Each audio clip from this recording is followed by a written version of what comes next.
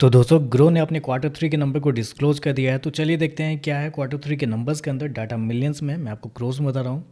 तो देखिए पिछले क्वार्टर की बात करते हैं तो पिछले क्वार्टर में कंपनी 1018 करोड़ का रिवेन्यू जनरेट की थी ऑपरेशन के थ्रू। पिछले साल की बात करते हैं 974 करोड़ के आसपास, जबकि अभी देखें तो बढ़ के 1216 करोड़ आपको जाता हुआ देखने को मिला। तो साल दर साल जाते हैं तो साल दर साल कंपनी के रिवेन्यू के अंदर एक बड़ी तेजी आपको देखने को मिल रही है।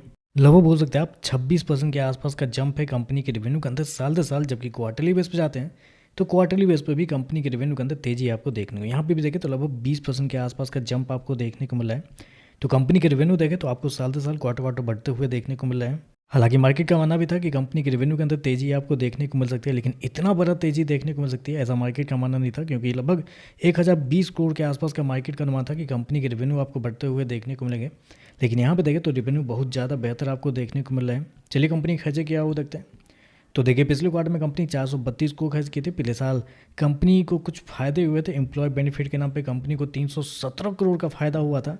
उसकी वजह से कंपनी के खर्चे पिछले क्वार्टर में थे ही नहीं, आप कह सकते 17 करोड़ कंपनी को वापस ही मिले थे उल्टे यहाँ पे। जबकि इस क्वार्टर में देखें तो 515 करोड़ का कंपनी को खर्च करने पड़े। तो इस क्वार्टर में देखें तो कंपनी के खर्चे ठीक देखने को मिले। ठीक क्या बोलेंगे, पिछले साल कंपनी को कुछ फायदे हुए थे जिसकी वजह से खर्चे हुए ही नहीं, तो उस पर कंपेयर करना थोड़ा सा गलत होगा। लेकिन फिर भी चलिए कंपनी का प्रॉफिट क्या है वो देखते हैं मार्केट एस्टीमेट के हिसाब से।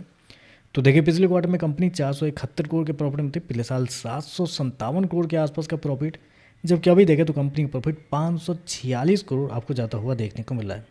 तो यहाँ पे देखें तो साल दर साल आपको गिरता हुआ देखने को मिला है। लेकिन पिछले साल कंपनी के खर्चे कुछ थे ही नहीं थे, इस वजह से खर्चे नहीं होने की वजह से प्रॉफिट के अंदर एक बड़ी तेजी आपको पिछले साल देखने को मिली थी।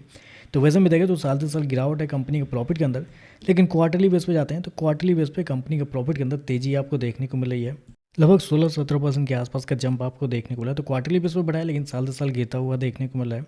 कंपनी से हो गया 546 करोड़ का प्रॉफिट इस क्वार्टर में, जबकि मार्केट का जो अनुमान था वो था लगभग 475 करोड़ के आसपास। तो यहाँ पे देखें तो मार्केट का अनुमान से बेहतर आपको देखने को मिला है।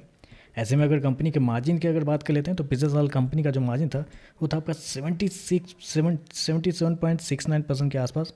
पिछले क्वार्टर की बात करते हैं तो पिछले क्वार्टर में 46.26% के आसपास, जबकि अभी देखें तो कंपनी का मार्जिन 44.97 आपको जाता हुआ देखने को मिला है। तो यहाँ पे एक थोड़ा सा गलत चीज़ ये देखने को मिला, क्वार्टरली बेस पे कंपनी की रेवेन्यू प्रॉफिट दोनों बढ़ने के बावजूद कंपनी का जो मार्जिन है वो आपको क्वार्टरली बेस पे गिरता हुआ देखने को मिल रहा है।